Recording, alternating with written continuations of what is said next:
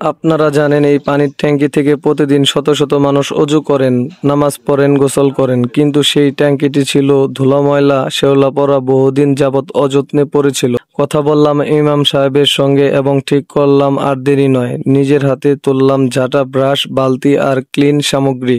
পানির ট্যাঙ্কি পরিষ্কার করলাম যেন প্রতিটি মুসলিম পান পরিষ্কার ও পবিত্র পানি। এই কাজটি কঠিন ছিল না, কিন্তু এর পিছনে যে শান্তি আর যে তৃপ্তি যা ভাষায় প্রকাশ করার মতো নয়। দুনিয়াতে সব কাজেরই প্রতিদান আছে, কিন্তু আল্লাহর রাস্তায় করা এক ফোঁটা কাজেরও রয়েছে অন্তত পুরস্কার। এটা শুধু একটি ট্যাঙ্কি পরিষ্কার ছিল না, এটা ছিল একটি সাদগায়ে জারিয়া। এটি চলমান সোয়াব ইনশাআল্লাহ। বন্ধুরা, সমাজ পরিবর্তনের জন্য বড় কিছু করার দরকার নেই, ছোট কাজ থেকেই শুরু হোক, যেমন আজকের এই কাজটা। আপনার এলাকায় এমন কোনো ট্যাঙ্কি কি আছে যেটা অনেকদিন পরিষ্কার হয়নি? হয়তো আজকের ভিডিওটা দেখার পর আপনিও হবেন সেই পরিবর্তনের। আসুন সবাই মিলে সমাজের জন্য করি কিছু ভালো কাজ। আল্লাহ আমাদের সবাইকে কবুল করুক, আমিন।